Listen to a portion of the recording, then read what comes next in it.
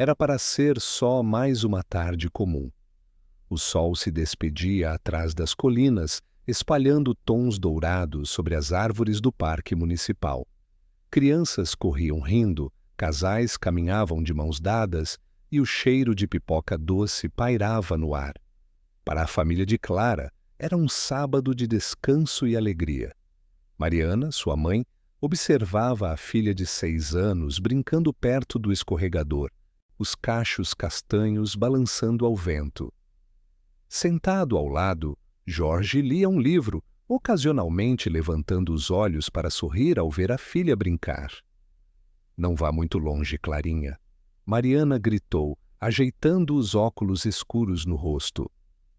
A menina respondeu com um aceno apressado, os olhos brilhando com a inocência de quem nunca imaginou que o mundo pudesse ser cruel. Foram apenas 3 minutos, o tempo exato em que Mariana se virou para falar com o marido sobre o jantar. Quando voltou a olhar, Clara não estava mais lá. O coração de mãe disparou, como se soubesse. Ela se levantou num salto, gritando o nome da filha.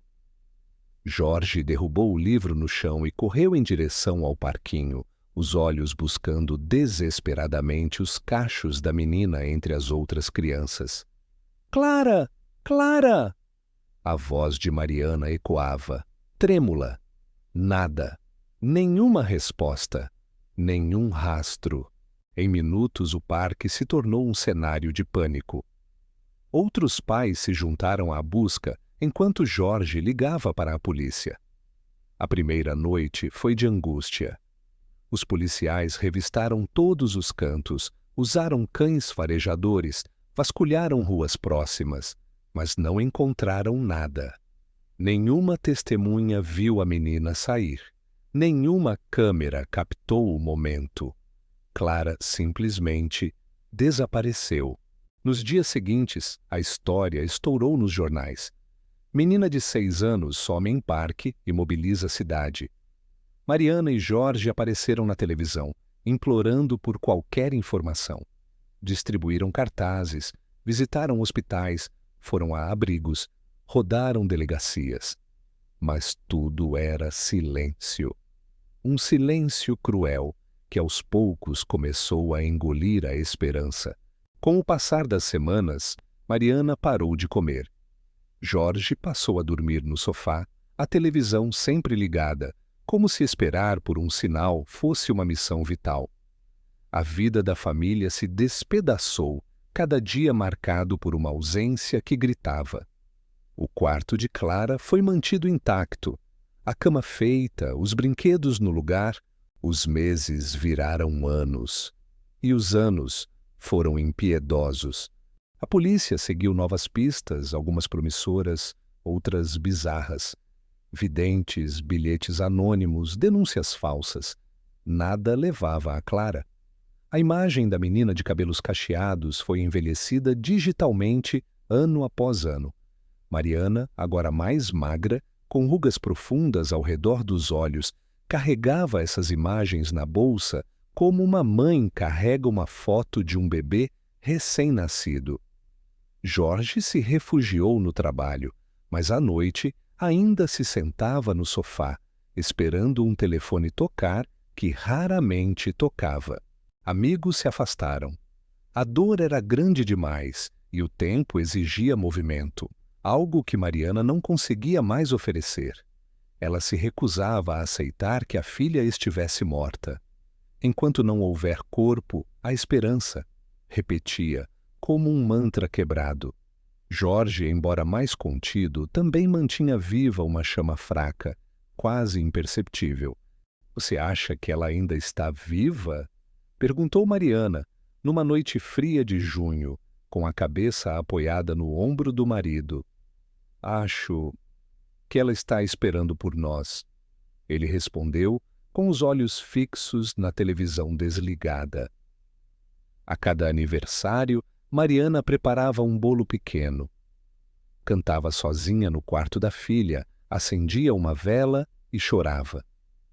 Jorge assistia da porta sem conseguir entrar. A dor os aproximava e, ao mesmo tempo, os afastava. Um paradoxo cruel. 2 anos depois do desaparecimento, um detetive particular contratado pela família trouxe uma pista. Uma mulher em outra cidade jurava ter visto uma menina parecida com Clara em uma feira. A descrição era vaga, mas Mariana viajou sozinha para verificar. Encontrou a menina, mas não era Clara. Mesmo assim, sentou-se no carro e chorou por horas. A menina desconhecida lembrou-lhe da filha, que um dia também fora curiosa, falante, cheia de vida. Jorge tentou convencer Mariana a fazer terapia. Ela tentou, por ele, mas depois de 3 sessões, parou de ir. Eles não têm o que eu preciso. Respostas. Num Natal silencioso, 7 anos após o desaparecimento, Mariana colocou uma carta na árvore. Era para Clara. Filha, onde quer que você esteja, quero que saiba que ainda te espero. Todos os dias. Não importa o tempo. Quando você voltar, estarei aqui, com os braços abertos e o coração inteiro, mesmo que remendado. Te amo além de tudo. Jorge encontrou a carta e leu em silêncio. Depois a guardou numa caixinha junto com os desenhos que Clara fizera na pré-escola. Mesmo após tanto tempo, a dor não havia diminuído, apenas mudado de forma. Já não era um grito desesperado. Era um silêncio denso que vivia com eles como um hóspede invisível. Até que tudo mudou. Era uma quarta-feira comum. Mariana estava em casa lavando a louça quando o telefone tocou. Ela quase não atendeu. Do outro lado da linha, uma voz feminina, formal, se apresentou como policial da cidade de Blumenau. Senhora Mariana Rezende? Sim. A senhora teve uma filha chamada Clara, desaparecida há 13 anos. O prato caiu da mão dela e estilhaçou no chão. Sim, tive. O que aconteceu? Encontramos alguém que pode ser sua filha. Precisamos que venhas até aqui o mais rápido possível. Mariana caiu de joelhos na cozinha. Chorou como não chorava há muito tempo. Jorge, ao ouvir os gritos, correu e a encontrou ali, no chão, com o telefone ainda na mão e o rosto coberto de lágrimas. A esperança, antes quase morta, explodiu de repente. Mas também o medo. E se não fosse? E se fosse mais uma falsa esperança? E se... Mas eles foram.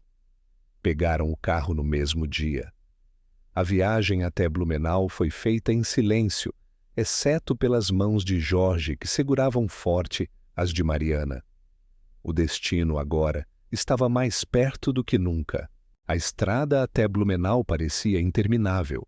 Cada curva era um teste para o coração de Mariana, cada placa uma contagem regressiva para o que podia ser o fim, ou um novo começo. Jorge dirigia com os olhos fixos na pista, os nós dos dedos brancos de tanto apertar o volante. Mariana tremia. O telefone, agora silencioso, estava no seu colo como se ainda pudesse ecoar aquela voz. Encontramos alguém que pode ser sua filha. No banco de trás, sobre uma manta cinza, repousava a caixinha com os desenhos de Clara. Mariana não teve coragem de deixá-la em casa. Levou junto como se fosse um elo com o passado, uma âncora que a impedia de desabar. Chegaram à delegacia ao entardecer. O céu, pintado em tons alaranjados, contrastava com a frieza do momento. Um policial jovem os recebeu na entrada, olhos cuidadosos e voz baixa. Senhora Mariana, senhor Jorge? Por aqui, por favor. Foram levados a uma sala simples, com 2 cadeiras e uma mesa de madeira. Havia um espelho grande na parede e uma câmera no canto. O ambiente parecia sufocante. Mariana segurava as mãos de Jorge com força. Antes de tudo, preciso avisar que ainda não temos certeza absoluta. Mas os indícios são fortes. A jovem foi encontrada ontem à noite durante uma operação contra um grupo que mantinha menores em condições ilegais. Ela não tem documentos.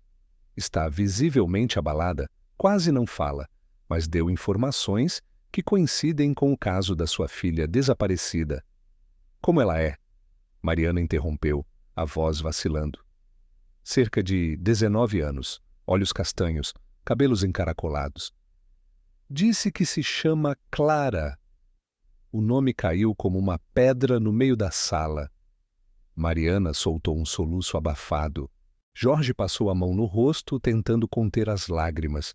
13 anos esperando ouvir aquele nome sair da boca de outra pessoa. 13 anos de dor encapsulados em 5 letras. Podemos vê-la? Perguntou Jorge. Ela está em uma sala reservada, sendo acompanhada por uma psicóloga. Mas quero pedir que estejam preparados.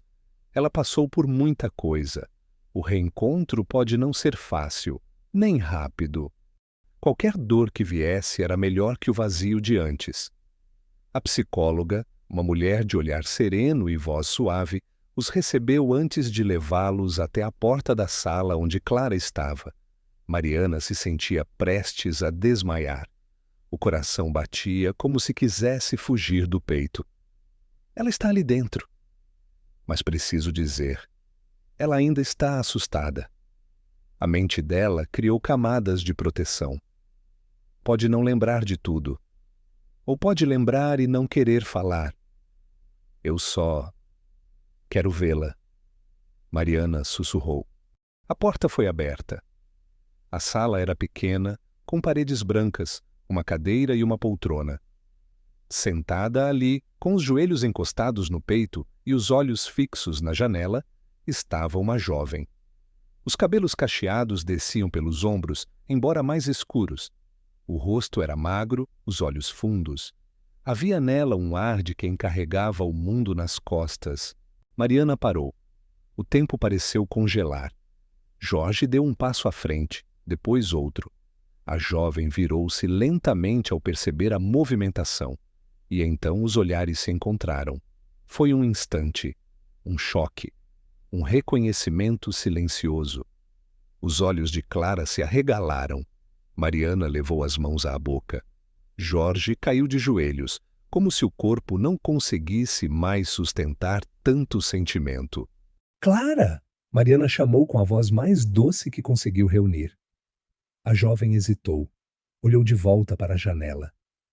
O silêncio durou longos segundos.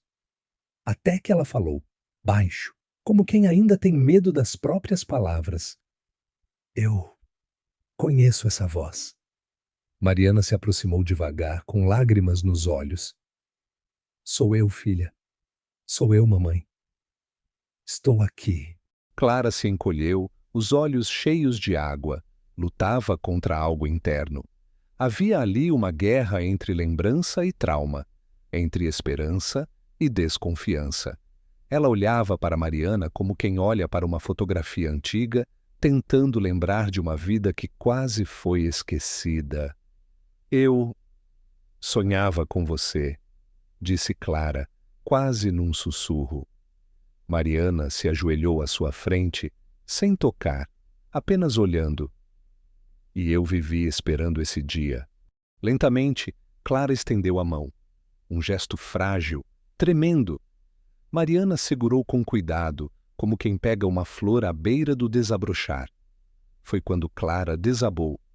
Chorou como uma criança, soluçando, o rosto escondido nas mãos.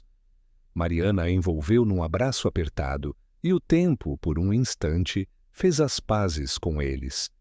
Jorge se juntou às duas, abraçando a esposa e a filha, como se quisesse protegê-las de tudo. 3 corações partidos se uniam novamente, em pedaços, mas juntos. Depois de algum tempo, a psicóloga sugeriu uma pausa. Clara estava emocionalmente exausta.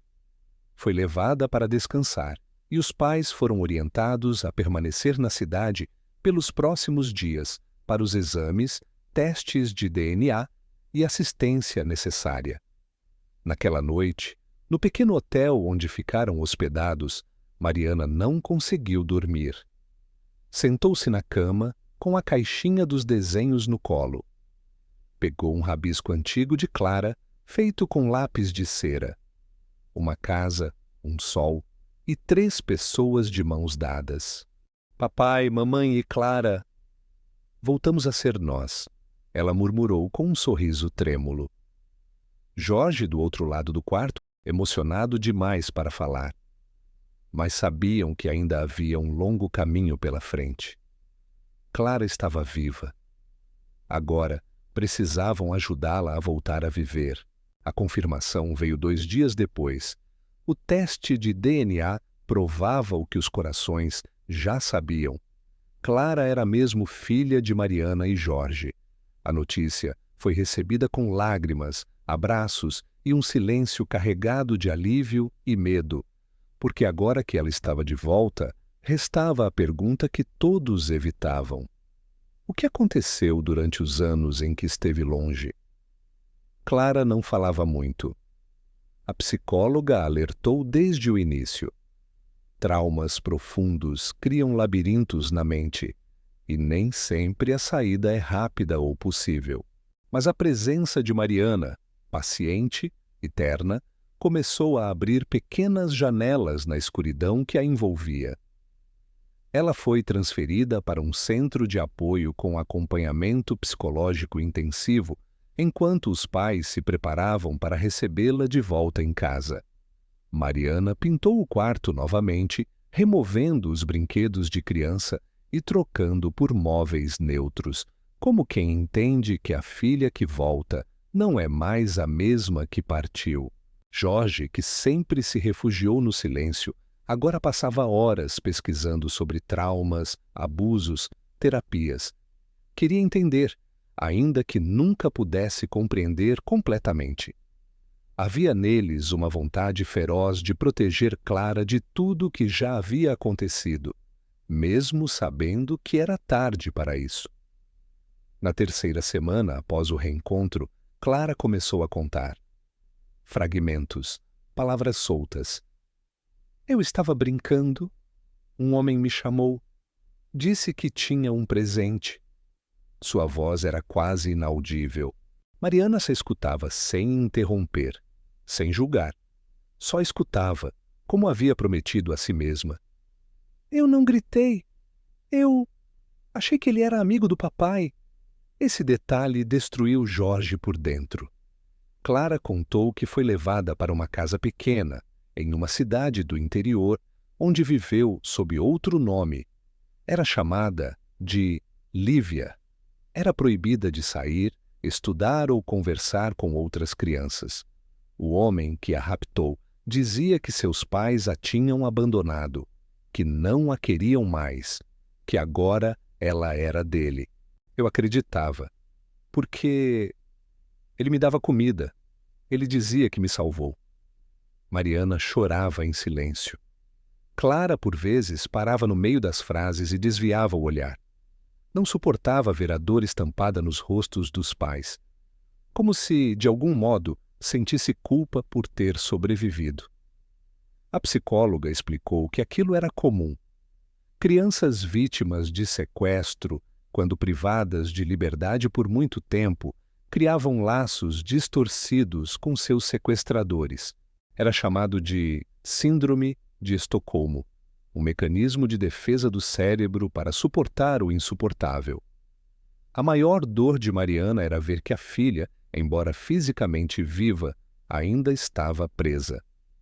Eu sonhava com vocês às vezes, disse Clara numa manhã fria. Mas os sonhos eram embaçados, como se eu os visse por trás de um vidro sujo. Às vezes achava que tinha inventado vocês. Mariana segurou sua mão. Nós sempre estivemos aqui, sempre. Nunca paramos de procurar você. Clara olhou pela janela. As árvores balançavam suavemente com o vento. Era como se estivessem tentando lembrá-la que o mundo continuava ali, esperando por ela. A primeira noite em casa foi tensa. Mariana preparou um jantar simples, mas cheio de cuidado. Jorge colocou flores na mesa. Clara ficou em silêncio quase o tempo todo, comendo devagar. O cheiro da comida familiar parecia ativar memórias que ela não sabia onde guardar.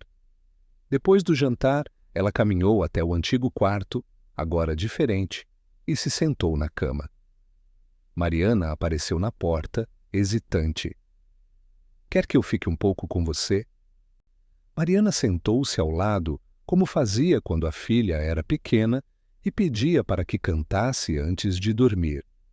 Então, quase sem pensar, começou a cantarolar uma canção antiga. Uma canção de ninar que Clara não ouvia desde os 6 anos. "Dorme, meu anjo, que o céu vai guardar." Clara arregalou os olhos. A música perfurou as paredes que ainda a separavam da infância. Lágrimas correram pelo seu rosto. "Eu lembro disso", disse ela, engasgada. Mariana a envolveu num abraço e balançou levemente como antes. Clara, pela primeira vez desde que voltou, se deixou ser filha de novo. Os dias seguintes foram de altos e baixos. Clara tinha crises de ansiedade, pesadelos intensos, pânico ao ouvir determinados sons. Não suportava lugares fechados. Tinha medo do escuro. Mariana retirou todas as trancas da casa. Jorge instalou luzes com sensores em cada cômodo. Cada gesto era uma forma de dizer: "Você está segura agora." Os vizinhos, comovidos, fizeram uma pequena festa de boas-vindas. Clara não compareceu. Ainda não estava pronta para encarar o mundo. Mas mandou bilhetes agradecendo. Passou a escrever muito, em diários, em folhas soltas, em pequenos cadernos que Mariana comprava aos montes. "Escrever me ajuda a entender o que aconteceu", explicou ela.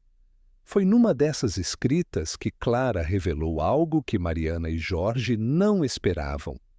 Havia uma mulher na casa. Ela não era má. Acho que era a esposa dele. Me dava comida escondida às vezes. Me deixava ver televisão quando ele não estava. Um dia, ela me disse: "Você merece algo melhor." "Ela ajudou você a escapar?" perguntou Jorge. "Não. Ela me deixou um telefone velho escondido. Eu escondi por meses. Só consegui usar agora, depois que ele morreu. Um infarto." Foi esse telefonema que levou à operação policial. Clara, aos 19 anos, teve a coragem de fazer o que nenhuma criança deveria precisar fazer: pedir socorro. Mariana a abraçou. "Você é mais forte do que imagina." "Eu não quero ser forte, mãe. Eu só queria ter vivido outra vida." Mariana segurou o rosto da filha. "Agora você vai viver. E nós vamos viver com você." Clara começou a sorrir mais, timidamente. Mas sorria. Era um começo. Clara acordou com a luz suave da manhã entrando pelas frestas da cortina. A casa estava em silêncio, exceto pelos passos leves de Mariana na cozinha, o cheiro de café recém-passado e o som distante do rádio tocando uma música antiga. Era um daqueles dias em que o tempo parecia mais lento, mais gentil, mas dentro de Clara o relógio ainda girava rápido demais. Jorge surgiu com uma bandeja de frutas. "Colhi essas do quintal. Lembra que você adorava figo?" Clara não lembrava. Ou talvez lembrasse, mas não com clareza. Pegou um pedaço, mastigou devagar e sorriu com os olhos. Naquele dia, a psicóloga sugeriu que ela fizesse algo fora da rotina. Uma caminhada na rua, talvez. Mariana se ofereceu para ir junto, mas Clara recusou. Precisava tentar sozinha. Depois de tanto tempo aprisionada, dar passos ao ar livre era mais do que liberdade. Era um reencontro com a coragem. Vestiu uma blusa simples, calça jeans e o tênis que Mariana comprara semanas antes.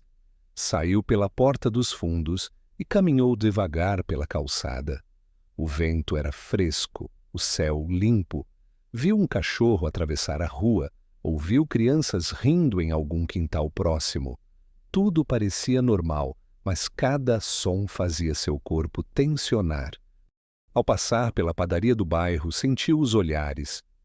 Algumas pessoas cochichavam, outras apenas observavam. A história do retorno de Clara havia se espalhado.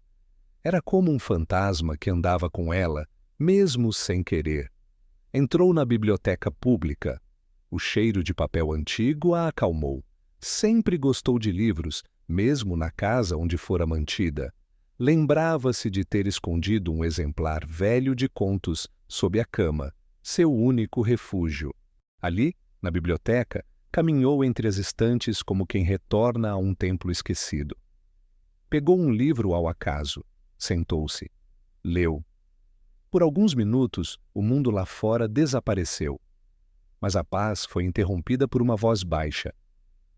Você é a menina que foi raptada, né? Clara ergueu os olhos. Era uma adolescente, talvez uns 15 anos, com uniforme escolar e mochila nas costas. Tinha os olhos arregalados de curiosidade. Eu sou, respondeu hesitante. Todo mundo fala disso. Dizem que você ficou trancada numa casa por anos. Que coisa horrível. Clara abaixou o olhar. Eu não gosto de falar sobre isso. A menina percebeu o constrangimento. Desculpa. É que você é meio como uma lenda por aqui. A garota foi embora e ela permaneceu ali, imóvel. Era assim que se sentia. Uma história contada aos sussurros. Um nome que deixava um rastro de pena por onde passava. Na volta para casa, encontrou Jorge limpando o jardim. Ele a viu e largou tudo para caminhar até ela. Tudo bem? Estou tentando. Você conseguiu sair. Já é um passo enorme. Clara respirou fundo. As pessoas olham para mim como se eu fosse um fantasma. Você é uma sobrevivente. Só que ainda não percebeu o quanto isso é forte. Naquela noite, ela voltou a escrever. Sinto como se fosse feita de pedaços de vidas diferentes. Como se minha infância tivesse sido cortada no meio. Tento lembrar quem eu era, mas é como procurar por alguém que só vive em fotos antigas. Queria poder me apresentar ao mundo sem carregar uma história. Queria ser só Clara. Ao ler o bilhete, Mariana teve uma ideia. No fim de semana seguinte, organizou uma pequena reunião em casa, apenas com amigos muito próximos da família. Gente que sabia esperar. Gente que sabia ouvir. Quando Clara desceu as escadas, viu a mesa cheia de flores, pães artesanais, chá de hibisco. Havia algo reconfortante naquela simplicidade. É só um café, não uma festa, só gente boa, disse Mariana. Clara hesitou, depois sorriu de leve. Ao longo da tarde, as conversas foram leves. Nenhuma pergunta invasiva, nenhuma menção ao sequestro. Um dos amigos de Jorge trouxe um violão. Começaram a cantar músicas antigas. E quase sem perceber, Clara estava batendo palmas junto. Em determinado momento, alguém pediu que ela escolhesse uma música. Eu não sei o nome, disse ela, mas lembro da melodia. E começou a cantarolar, com a voz baixa, uma canção infantil que ouvia na infância. Mariana reconheceu na hora. Era uma música que cantava para Clara quando ela ainda dormia no berço. Começou a cantar junto, os olhos marejados. Jorge se aproximou e completou a melodia com a voz rouca. Era como se uma porta tivesse se aberto. Nos dias seguintes, Clara continuou saindo, com passos tímidos, mas decididos. Visitou uma livraria, passou a frequentar sessões de pintura no centro cultural, voltou à biblioteca, agora com mais confiança. Mariana a acompanhava algumas vezes, mas sempre deixava espaço para que a filha reencontrasse a si mesma sem muletas. Clara começou a pintar. Em suas telas, cores fortes contrastavam com traços suaves. Era sua forma de dizer o que não conseguia com palavras. Certo dia, pintou algo que deixou Mariana em silêncio. Uma casa rodeada de grades, mas com uma única janela aberta. E dentro da casa, uma menina com asas. "É você?" perguntou Mariana, tocando o quadro. Clara sorriu. "É, sou eu." Saindo, o sol brilhava forte naquela manhã de segunda-feira, mas Clara sentia frio por dentro. Vestia uma blusa azul clara, calça preta e sapatos discretos. O cabelo, agora mais comprido, estava preso em um coque solto. Mariana ajeitava a gola de sua roupa como fazia quando Clara era pequena, antes de levá-la à escola. "Tem certeza de que quer fazer isso agora?" perguntou Jorge, segurando as chaves do carro. Clara respirou fundo. "Esperei muito tempo. Fugir não muda o que aconteceu. Eu preciso encarar." Ela iria depor. O caso finalmente chegara ao tribunal. Não havia muitos réus. O sequestrador principal estava morto, mas outras pessoas que sabiam da existência dela e se omitiram seriam julgadas. A mulher que morava na casa e que, de certa forma, ajudou Clara nos últimos anos, também seria ouvida. Estava em liberdade provisória, aguardando julgamento por omissão de socorro. Clara sabia que não seria fácil. Recontar partes daquilo que queria esquecer seria como abrir uma ferida cicatrizada à força. Mas havia algo maior, o desejo de dizer com a própria voz que ela sobreviveu, que existiu, que não era só um nome em um boletim de ocorrência antigo. Na sala do tribunal, o ambiente era sóbrio. O juiz, os advogados, os olhares atentos. Mariana e Jorge sentaram-se atrás da filha, como guardiões silenciosos. Clara subiu ao púlpito, respirou fundo e começou a falar. Com a voz trêmula, contou do homem que a raptou, da mentira que repetiu durante anos, das janelas trancadas, das noites em claro, da dor de crescer acreditando que não era amada. Mas também falou da mulher que, mesmo temendo o agressor, lhe dava comida escondida e tentava suavizar um cativeiro com pequenos gestos. "Ela podia ter me ajudado mais cedo, mas acho que também era prisioneira." O silêncio era pesado, mas respeitoso. Clara finalizou seu depoimento dizendo algo que fez muitos engolirem em seco. "Eu sou mais do que o que me aconteceu e quero viver em paz, sem ódio." Ao sair da sala, foi aplaudida discretamente por alguns presentes. Clara não sorriu, mas caminhava ereta, como quem havia conquistado algo imenso, sua própria voz. Na semana seguinte, Clara decidiu que queria estudar. Nunca havia frequentado uma escola formal. Mariana e Jorge ajudaram com a documentação, e logo ela foi aceita em um curso supletivo voltado para jovens adultos. No primeiro dia de aula, vestia jeans, uma mochila nova e o mesmo caderno com capa azul onde escrevia seus pensamentos. Sentou-se na última fileira, observando os colegas conversando, rindo, trocando bilhetes. Sentia-se diferente, mas não menos capaz. "Seu nome?" perguntou o professor ao chamá-la pela primeira vez. Ela hesitou por um instante. "Clara Rezende." Foi a primeira vez que usou o sobrenome da família desde que voltou. Ao ouvir, Mariana chorou em casa, mesmo sem saber que a filha havia dito isso. Nas semanas que se seguiram, Clara floresceu. Começou a dar pequenas entrevistas para jornais locais, sempre com a condição de que sua história fosse usada para alertar outras famílias, não para explorar sua dor. Também iniciou um projeto social com apoio de uma ONG. aulas de arte para crianças em situação de vulnerabilidade. Quero que elas tenham uma janela, mesmo que o mundo lá fora ainda esteja difícil, disse, segurando um pincel manchado de tinta vermelha. Certa tarde, Mariana encontrou um envelope em cima da cama de Clara. Dentro havia um convite. Mãe e pai, quero mostrar para vocês quem eu estou me tornando. Terá uma exposição das minhas telas no Centro Cultural. Não são obras perfeitas, mas são pedaços de mim. E quero que estejam lá. Na noite da exposição, Jorge vestiu seu melhor paletó. Mariana usou o colar que Clara fizera para ela na infância, feito de miçangas coloridas. Ao entrarem na galeria, se depararam com dezenas de quadros, alguns abstratos, outros viscerais.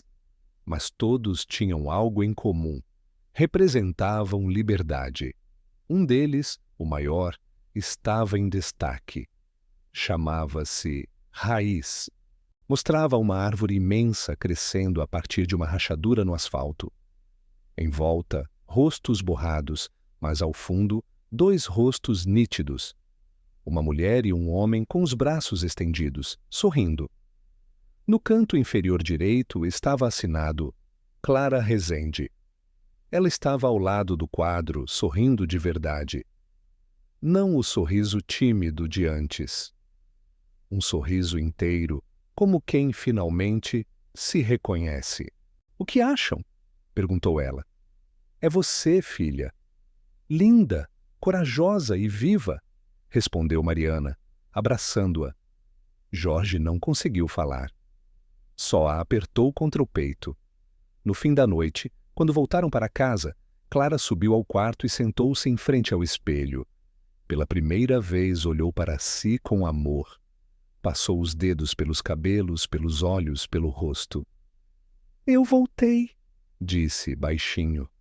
E era verdade. Ela voltara, não apenas à casa, mas à vida, à sua história, ao seu nome e, mais do que tudo, ao amor que nunca deixou de existir, mesmo quando tudo parecia perdido.